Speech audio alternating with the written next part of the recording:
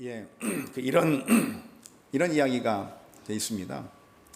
주인이 그 화단 한쪽에 장미를 심었다라는 거죠. 장미를. 그런데 이 장미는 자리에 대한 불평이 어찌 그렇게 많은지 조금만 불편해도 참지 못했다라는 거예요.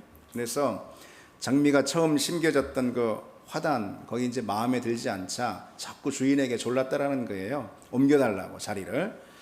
하도 조르니까 주인이 장미를 화분에 옮겨서 그 거실에다가 갖다 놨습니다. 그런데 얼마 있다가 또다시 주인에게 불평을 합니다. 거기는 나비가 찾아오지 않는다나요? 그러면서 옮겨달라는 거예요. 그래서 주인은 장미를 창가에 이제 옮겨줬습니다. 하지만 며칠이 안 돼가지고 장미는 또 불평을 하면서 창가는 고양이가 자꾸 왔다 갔다 해가지고 또 싫다는 거죠. 그래서 장미가 자기를 그 꽃병에 꽂아가지고 안방에다 좀 조용한 데다 갖다 놔달라고 자꾸 졸랐습니다. 하는 수 없이 주인은 장미의 뿌리를 잘라가지고 꽃병에 담아서 방 안에 두었습니다. 그러나 또 며칠이 채 지나지 않았는데 안방이 너무 답답하다고 자기를 다시 예전의 화단으로 옮겨달라고. 하지만 이미 뿌리가 잘렸잖아요. 그래서 장미는 이내 시들어버렸고 어쩔 수 없이 주인은 장미를 뽑아서 쓰레기통에 버렸다. 그런 말입니다. 여러분, 우리는 한 자리에 지그시 좀 머무는 법을 배울 때가 있어야 합니다. 물론 떠나는 용기도 필요합니다. 그러나 머무는 것이 곧 능력이고 믿음이고 머무는 것이 복이고 은혜일 때도 있습니다. 믿음에는 떠나는 영성도 있지만요, 머무는 영성도 있습니다. 오늘 본문에 이삭에게 요구된 믿음은 이 머무름의 믿음, 그것이었는데 이 시간에는 그 머무름의 믿음에 대해서 좀 나눠보려고 합니다. 이 창세기를 읽으면서 여러분 혹시 이런 사실을 눈치채셨습니까? 창세기에 족장들이 나오는데 그 족장 가운데 오직 이삭만이 이 가나안 땅을 한 번도 떠나지 않은 족장입니다. 그러니까 아브라함이나 야곱이나 요셉 같은 경우는 이유가 뭐가 됐든 어찌하든 애굽이나 하란으로 떠나가지고 이 가나안 땅에서 좀 그 삶의 자리를 비웠던 때가 있었습니다. 그런데 이삭은요, 그 생애 전체를 가나안에 머물면서 보냅니다. 그래서일까요? 이삭의 이야기는 다른 족장들 이야기에 비해서 굉장히 좀 단촐한 것을 볼 수 있습니다.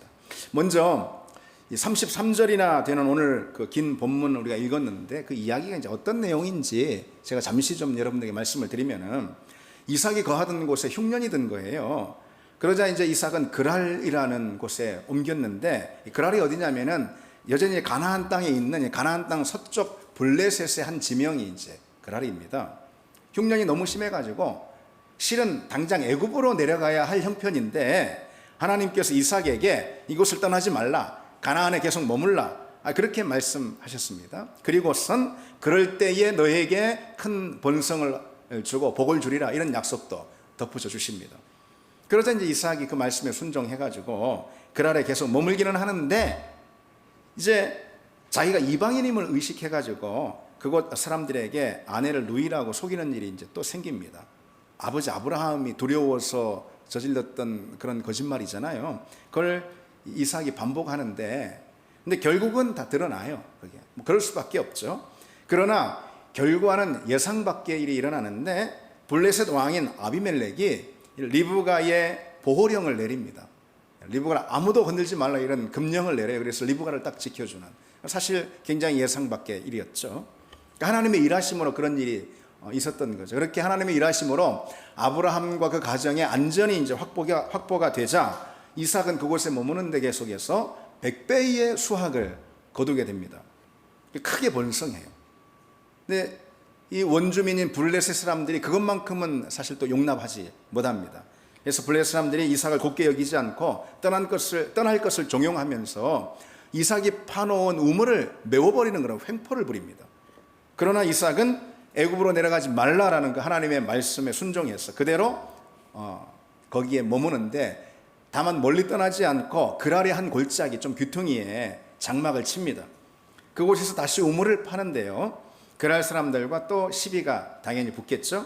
수차례 우물을 파고 또 빼앗기고 한동안 그렇게 하면서 거기에 머물다가 그렇게 밀려서 이삭은 가나안 남쪽 경계인 브엘세바까지 밀려납니다. 그런데 가나안을 떠나지는 않습니다. 그렇게 이제 굴하지 않고 계속해서 가나안에 머무는 것을 보신 하나님께서 이삭에게 나타나셔서 밤중에 그를 격려하시고 응원하시는 그런 장면이 본문에 나오죠. 그리고 다시 한번 약속의 말씀을 확인시켜 주시는데 이삭은 거기서 용기를 얻고 제단을 쌓아 하나님께 예배를 올려드립니다. 그 즈음에 아비멜렉, 블레셋 왕 아비멜렉이 브엘세바까지 이삭을 찾아와서는 하나님이 너와 함께 하시는 것을 내가 보았다, 분명히 보았다. 그러면서 우리 평화협정을 맺자, 이렇게 평화협정을 제안합니다. 그렇게 이제 오늘 본문의 이야기가 끝을 맺는데요. 본문의 이야기에서 가장 부각이 되는 이삭의 태도가 있다면 뭘까요? 그것은 어떤 환경에도 말씀에 순종함으로 가나안을 떠나지 않고 계속 머물겠다라는 그의 의지, 이게 이제 오늘 본문에서 가장 부각이 되는 이삭의 태도입니다.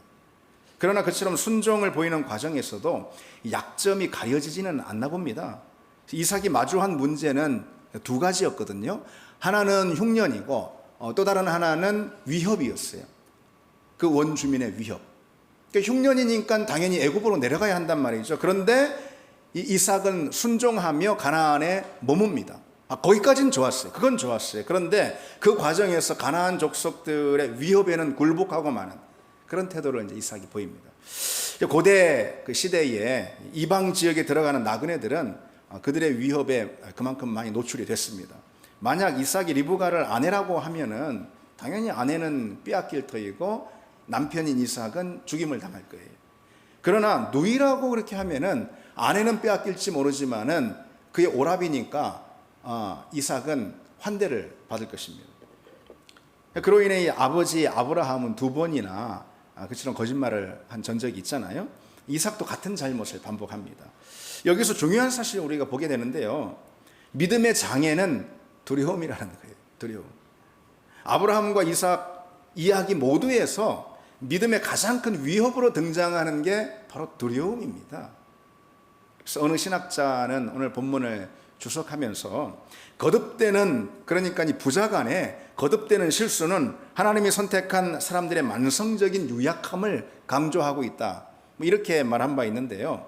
우리의 믿음을 만성적으로 유약하게 만드는 태도, 그건 두려움이라는 거죠. 이삭의 믿음은 두려움에 굴복했고, 그리고 그 두려움 때문에 그 믿음이 꺾여버렸습니다.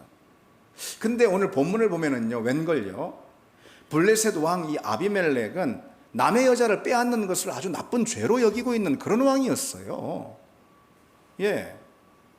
이삭은 그런 사실도 모르고 너무 성급하게 두려움에 사로잡혀서 자기 아내를 누이라고 속인 것이죠. 이삭은 현실을 너무 부정적이게 보고 또 지나치게 위험하게만 받아들였습니다. 결과를 보니 사실 이삭의 거짓말은 불필요했던 것이죠. 아브라함의 아내 사라는 그래도 이 바로의 왕궁까지 끌려갔던 적이 있었잖아요. 그 정도로 위협을 받았잖아요. 그런데 이삭의 아내 리브가는 그런 일이 전혀 있지도 않았어요. 아비멜렉은 우연히 둘 사이, 그러니까 이삭과 리브가 둘 사이가 부부라는 걸, 둘이 껴안은 것을 봤거든요. 그래서 부부라는 것을 우연히 알게 됩니다. 이삭은 마치 보험이라도 드는 것처럼 미리 거짓말로 대비를 해놓았던 것이죠.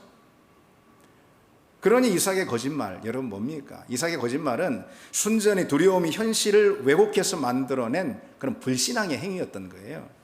이삭은 아직 위협이 오지도 않았는데 그 기미만 보고 그저 넘어져 버렸습니다. 이삭은 미리 위험을 상상하고 납작 엎드려 버렸습니다. 이삭은 두려움의 실체와 실제로 마주하기도 전에 그 두려움에 사로잡히고 말았어요. 두려움의 상상, 그리고 두려움의 소문만 듣고서는 이삭의 마음속에는 이 두려움의 폭풍이 막 일어났던 것이죠. 여러분 무슨 말입니까? 이삭은 스스로 만들어낸 두려움에 스스로 굴복해버린 것이죠. 그래서 그게 바로 두려움의 정체다라는 것을 우리가 신앙생활 가운데 좀 기억해야 합니다. 우리가 신앙생활 하면서 그런 두려움이 우리에게 엄습할 때가 많이 있습니다. 이렇게 순종하다가 내가 잃어버리는 것이 너무 많은 것이 아니야, 뭐 이렇게요.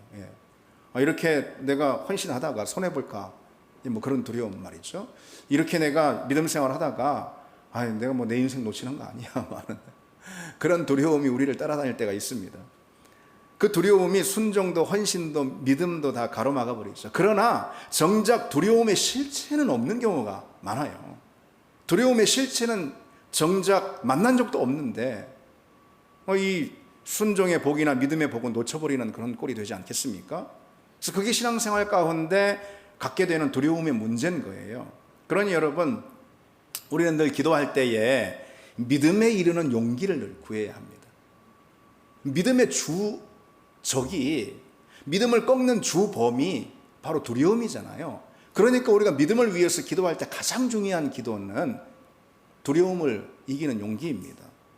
그래서 믿음에 이르게 하는 그런 용기, 그것이야말로 우리가 신앙생활할 때 가장 많이 구해야 되는 기도의 제목입니다. 이삭은 그런 두려움 때문에 넘어졌죠. 그런데 다행스러운 점은 이삭이 한 번 넘어지지 그 다음부터는 넘어지지 않습니다. 이 사건 이후에 더 이상 두려움에 이삭이 굴복하지를 않아요. 블레셋 사람들과 다툼이 막 일어나고, 그리고 우물을 빼앗기고, 그들에게 위협이나 협박을 당해도 그 두려움에 이삭이 맞서는 걸 볼 수가 있어요.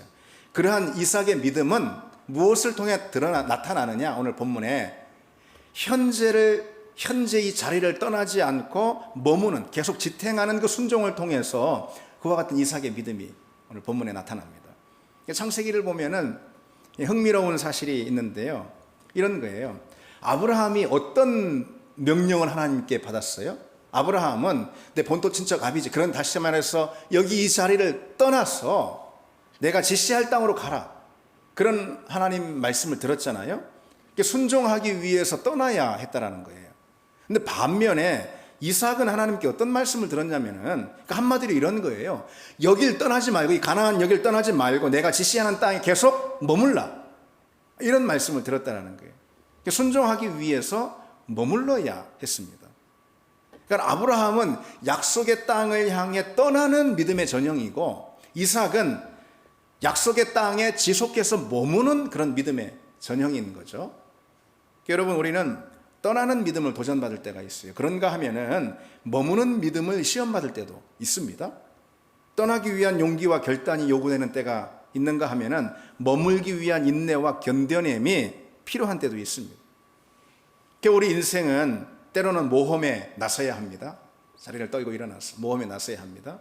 그러나 때로는 현실이 어떻든, 현실이 얼마나 힘들든 그것을 끌어안고 계속 지탱해야 합니다. 오늘 이삭은 후자의 믿음을 보여주는 그런 인물이라 하겠습니다. 본문을 좀 보시면은요, 2절에서 8절까지 이 몇 안 되는 절에 거주하다라는 단어가 무려 4차례가 계속 등장합니다.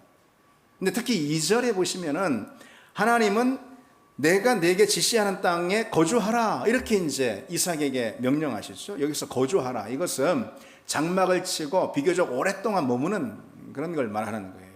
그리고 6절에 보시면은 이삭이 거주하였더니 그랬단 말이죠. 여기 거주하였더니는 그보다 훨씬 더 오랫동안 정착하는 그런 걸 말합니다. 그래서 거주하다라는 단어가 여러 개 나오는데, 이게 이제 원문에는 서로 다른 단어로 기록되어 있어요. 그래서 이제 6절에 거주하였더니 이 부분에 대해서 세번역 성경은 그걸 강조하기 위해 가지고 이삭은 그랄에 그대로 머물러 있더라, 이렇게 이제 세번역 성경은 좀 번역하고 있습니다. 그리고 이제 8절에도 보시면은요, 8절에는 이렇게 또 분명히 말씀하죠. 이삭이 거기 오래 거주하였더니, 그래서 오래 거주하였더니. 그러니까 성경이 이삭을 통해서 보여주고자 하는 믿음이 뭐냐? 머무름의 믿음이라는 거 확인할 수가 있죠. 이삭에 대한 이야기는 다른 족장들에 비해서 아까 말씀드렸듯이 좀 단조롭고 평이합니다. 그렇게 두드러진 그런 사건이 없어요. 그의 성격도 좀 내성적인 데다가, 그리고 또 조용해 보이는 게 분명해 보여요. 예. 그러나 이 우직한 신앙이 보여주는 그 묵직한 힘, 그것이 이삭에게 있다라고 말할 수 있을 것 같아요. 이삭은 계속해서 블레셋 사람들과 맞서며 가나안을 떠나지 않는데요, 결국 이 블레셋 사람들이 손을 들고 맙니다. 예. 이삭이 계속 거주하니까. 예. 근데 그것은 이삭이 아주 대단한 투쟁을 벌여서 투쟁을 보여줘서 그랬다기보다도 우직하게 견뎌내는 이삭의 신앙, 그것이 이삭으로 하여금 결국은 이기게 했습니다. 그게 이삭의 강점이고, 그리고 오늘 우리가 배워야 될 점입니다. 오늘 본문을 또 보시면은 이삭이 머무는 그 믿음을 가졌단 말이죠. 그런 믿음을 가졌을 때 하나님께서 이삭에게 100배의 수확을 거두게 하셔요. 그런 장면이 나오죠. 그곳에서 창대하고 왕성해졌다 그랬습니다.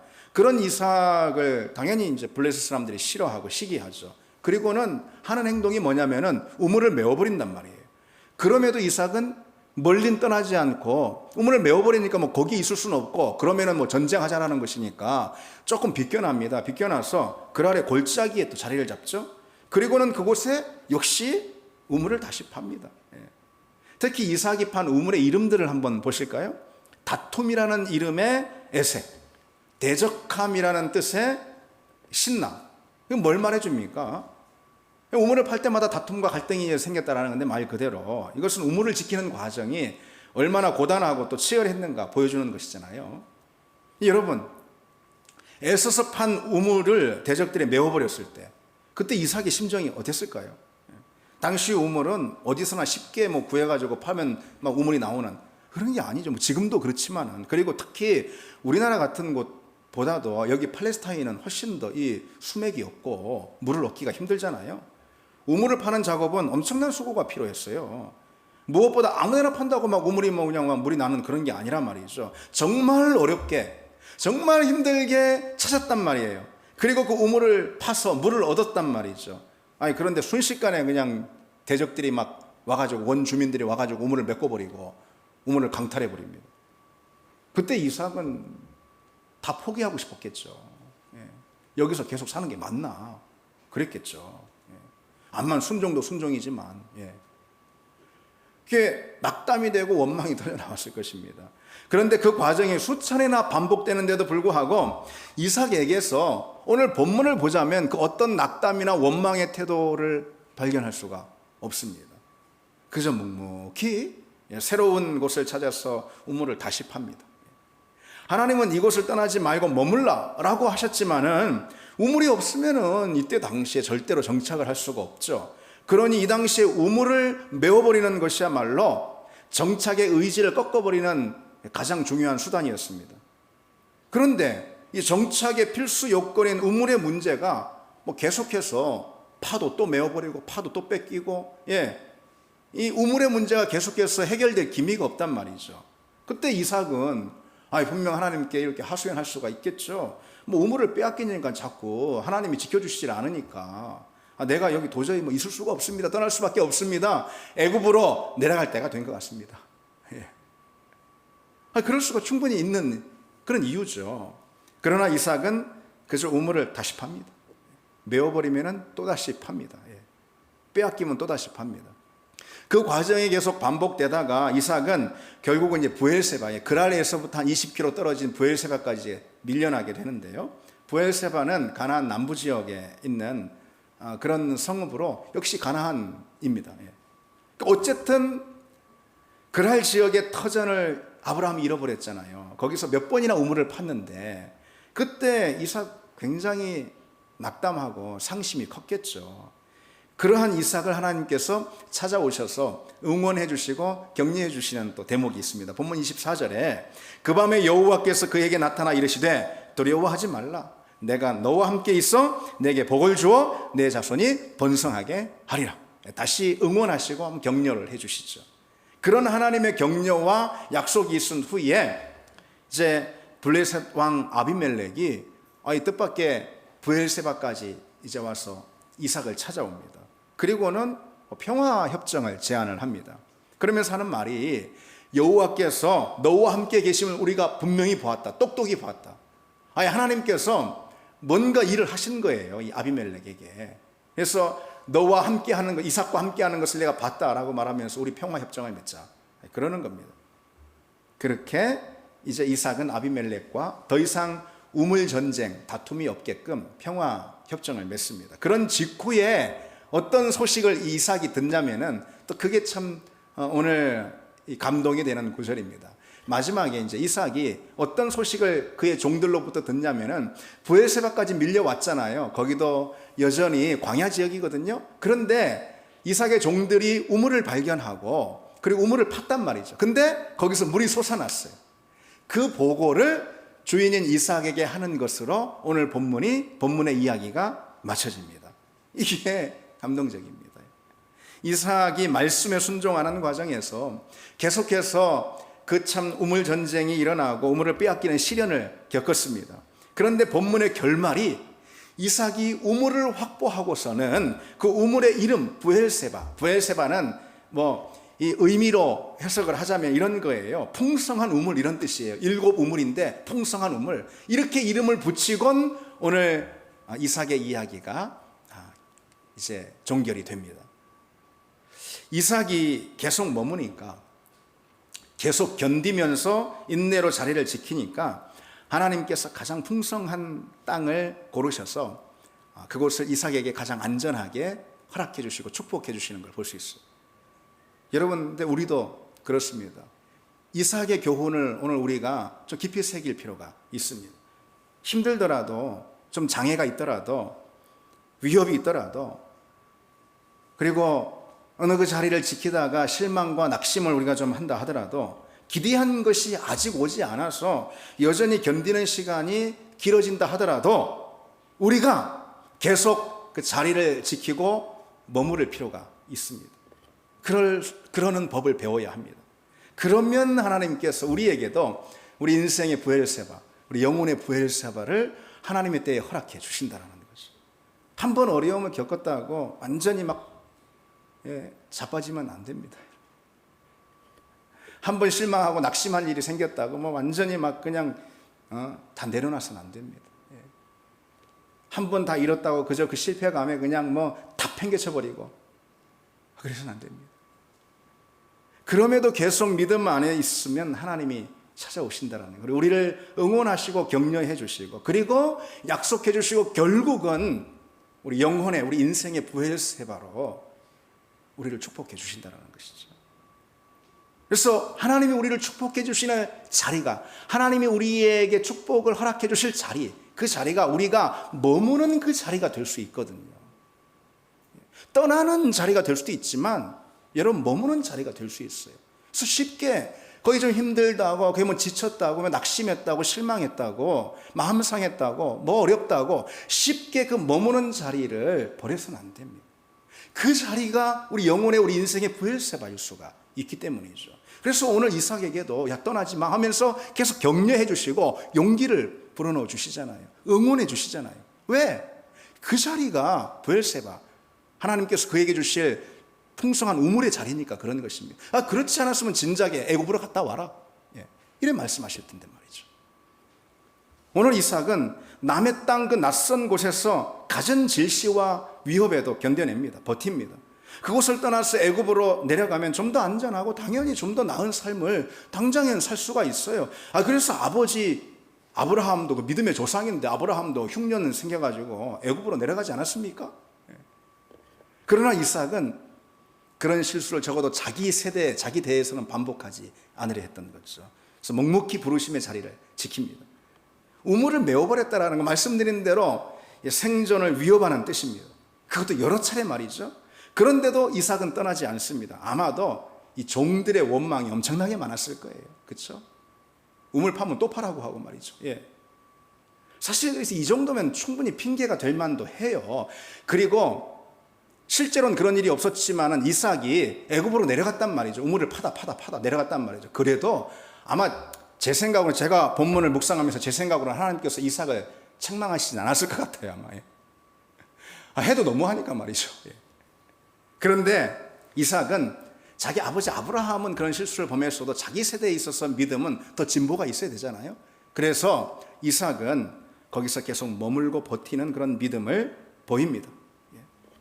여러분이 머문다라는 것은 그저 안주하는 게 아니잖아요. 여기가 편하니까 안주하는 거, 그게 머무름의 믿음이 아니죠. 당연히 현실의 어려움에 오히려 맞서면서 인내하는 그런 믿음이 바로 머무름의 믿음입니다. 힘들고 어렵지만은 회피하지 않고 현재를 계속 보듬고 지탱하는 믿음이 머무름의 믿음이죠. 시작한 일에서 그 열매를 반드시 맺을 때까지 인내하는 믿음이 바로 머무름의 믿음입니다. 머무름의 믿음은 내려놓지 않고 계속 견디는 인내를 말하는 거예요. 피하지 않고 맞서는 용기, 그게 바로 머무름의 믿음입니다. 힘들 때는 다들 내려놓고 싶다, 그런 말들도 많이 하잖아요. 저도 그렇습니다. 힘들 땐 다 내려놓고 싶고, 또 떠나고 싶고, 또 피하고 싶고, 그런 마음들이 다들 있습니다. 뭐 그냥 굵직한 걸 말하자면은 대표적으로 직장 같은 경우나 아니면은 결혼 생활 같은 경우나, 또 교회도 또 그럴 수 있고요. 결혼 생활도 힘들면은 갈라서고 싶고, 직장도 힘들면은 그만두고 싶고, 교회도 뭐 생각이 안 맞거나 또 마음 상하는 일이 있으면은 떠나고 싶고 그렇습니다. 그게 우리의 자연스러운 마음입니다. 그러나 우리는 좀 더 머무는 법을 배워야 합니다. 그것이 이삭을 통해서 하나님께서 우리에게 말씀하시고자 하시는 메시지입니다. 교회도 여러분, 그래서 교회도 너무 속히 떠나시는 말아야 합니다. 교회도요, 아무리 좋아서 선택한 교회라도요, 그 교회에서 영적인 흉년을 만나기도 하고, 그리고 비전의 광야를 만나기도 하고 그렇습니다. 그래서 그렇다고 너무 쉽게 빨리 떠나서는 안 됩니다. 가정도 직장도 마찬가지입니다. 가정생활에도 직장생활에도 다 흉년이 찾아옵니다. 그 흉년은 여러분, 흉년은 피하는 게 아니라 견디는 것입니다. 오늘 이삭을 보면은 흉년은 피하는 게 아니에요. 견디는 겁니다. 그러면 하나님께서 마침내 부엘세바를 허락해 주십니다. 최근 한 조사에 의하면은 그 왜 직장이죠. 직장을 그만둔 경험이 있는 사람들 가운데 사표를 낸 것을 후회한다라고 답한 그 조사에 그 사람이 59%에 이른다고 합니다. 이만한 직장 뭐 어디 있어? 어디 있어가 아니고 어디 뭐 없겠어? 이거죠. 어디 없겠어? 그러면서 사표를 냈는데 그중 절반은 굉장히 후회한다라는 거죠. 그런데 가정을 떠난 경우는 그보다 훨씬 더 심각합니다.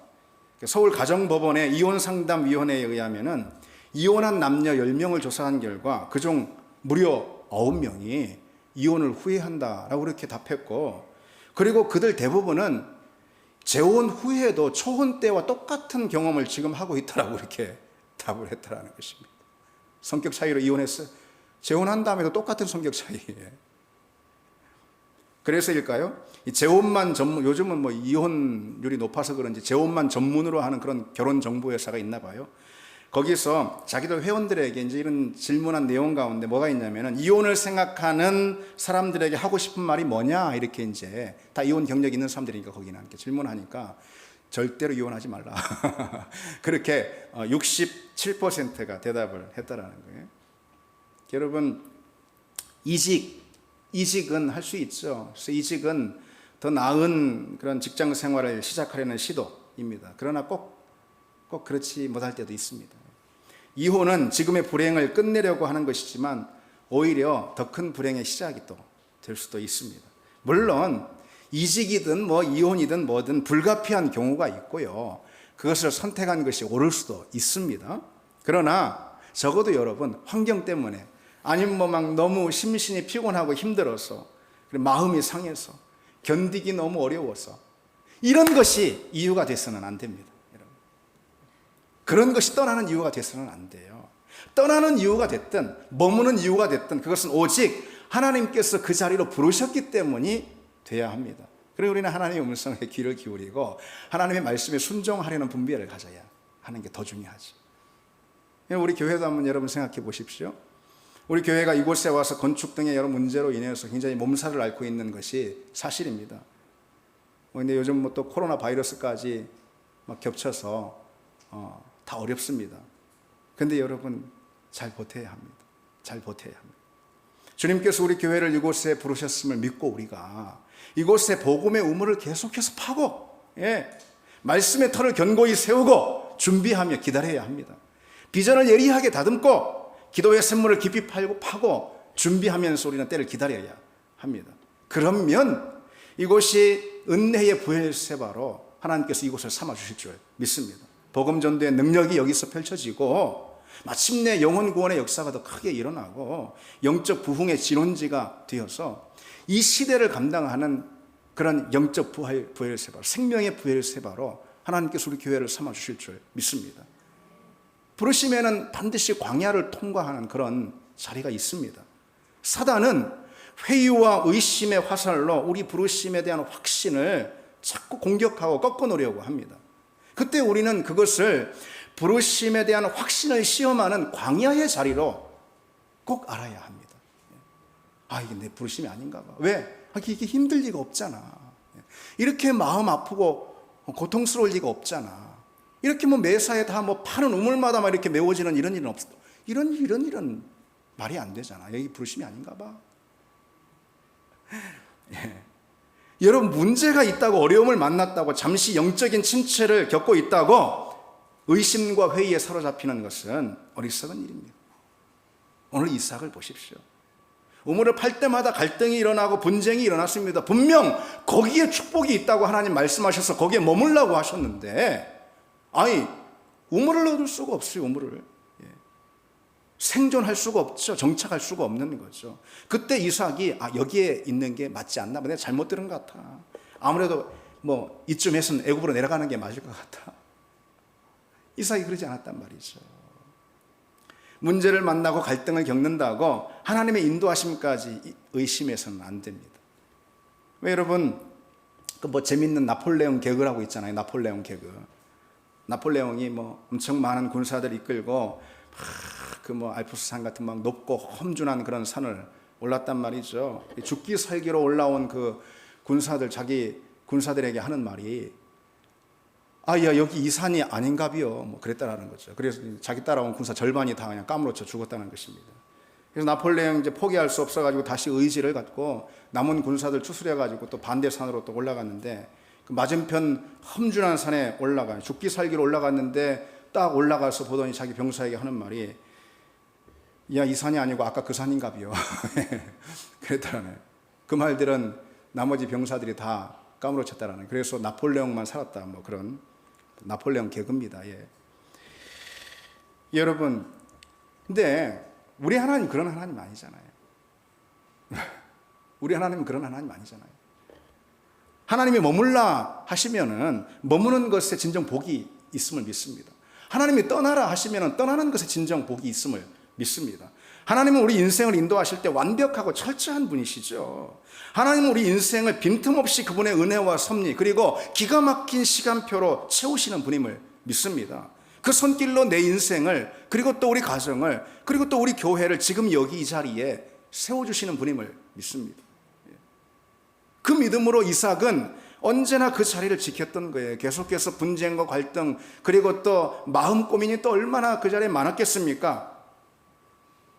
그러나 이삭은 믿음의 자리, 부르심의 자리, 복의 자리를 떠나지 않고 지켰습니다. 그게 바로 이삭의 이야기가 오늘 우리에게 주는 가장 중요한 교훈입니다. 여러분, 큰 마음과 뜻을 품는 것은요, 누구나 다 할 수 있는 거예요. 그러나 그 큰 마음과 뜻을 한 자리에서 지속적으로 5년, 10년 품는 사람은 드뭅니다. 큰 열심과 엄청난 수고를 하는 것도 누구나 다 할 수 있는 일입니다. 그러나 그것을 부르신 그 자리에 계속 머물면서 5년, 10년 이어가는 거, 그거는 드뭅니다. 여러분, 우리는 어떻습니까? 안타깝게도 우리는 종종 얼마나 변덕스러운지요. 우리 신앙이 우리 형편과 처지, 하다못해 그날 기분 상태에 따라서 좌지우지 된 적도 있지 않습니까? 그게 여러분 어찌 바른 신앙이라 할 수 있을까요? 우리 신앙이 상황이나 조건에 따라 흔들린다면, 그리고 또 우리의 판단도 여기가 긴가 여기가 아닌가, 상황과 조건에 따라서 그런다면은 그건 그만큼 우리가 하나님을 가벼이 여기는, 하나님의 인도하심을 또 무시하는 처사라 할 수 있습니다. 언제나 항상 부르심의 자리를 우리가 지키고 순종의 자리를 지키고 여전히 예배의 자리, 어떤 상황에서도 그 예배의 자리로 지켜나가는 게 우리 신앙에 있어서 어쩌면 가장 중요한 도전이고 또 과제일 수가 있습니다. 여러분, 시간 제가 말씀을 마치면서 무엇보다도 기도의 자리에서 그렇게 머무는 훈련, 그렇게 머무는 태도를 우리가 갖기를 원합니다. 기도의 자리에서. 여러분, 기도에서 정말 중요한 것은 간절한 부르짖음도 아니고요, 뜨거운 열기도 아닙니다. 기도에서 진짜 중요한 것은 인내로 머무는 지구력입니다. 지구력. 때로 기도하다 보면 열기도 막 식어버리고요, 생활의 분주함에 쫓기기도 하고요, 기대하는 그런 은혜를 잘 받지 못하는 때도 또 많고요. 응답이 곧장 이루어지는 것, 그건 더더욱 아닐 때가 많습니다. 그래서 기도는 지치고 힘듭니다. 오래 머물러도 또 꾸준히 지속해서 기도하기도 힘든 것이죠. 그러나 여러분, 우리 이 사실을 알아야 돼요. 기도에서 기도 가운데 그와 같은 은혜의 부재, 말하자면 또는 응답의 부재, 이것을 종종 경험하지 못한 사람이라면 그 사람은 진짜 기도가 뭔지 모르는 사람입니다. 기도해보지 않은 사람입니다. 우리는 그런 과정들, 은혜의 부재나 응답의 부재, 그런 과정들을 계속해서 지나면서 이 기도의 지구력을 통해서 지나면서 결국은 그 끝에, 결국은 그 과정 가운데 기도의 샘물, 또 은혜의 샘물이죠. 그리고 또 응답의 역사도 경험하게 되는 법이라는 거죠. 여러분, 이제 말씀 맺겠습니다. 오늘 이삭이 보여준 믿음, 그건 머무름의 믿음입니다. 머무름의 믿음. 하나님의 음성을 듣고 또 부르심의 자리를 잘 분별해서 무엇보다 계속 그 자리에 머무는 그런 믿음, 그런 믿음이 우리가 다 되어서, 믿음의 사람들이 되어서 하나님께서 우리 영혼에 채우시는 부엘세바를 경험하는 우리가 되길 바랍니다. 우리 같이 찬양 드리시겠습니다.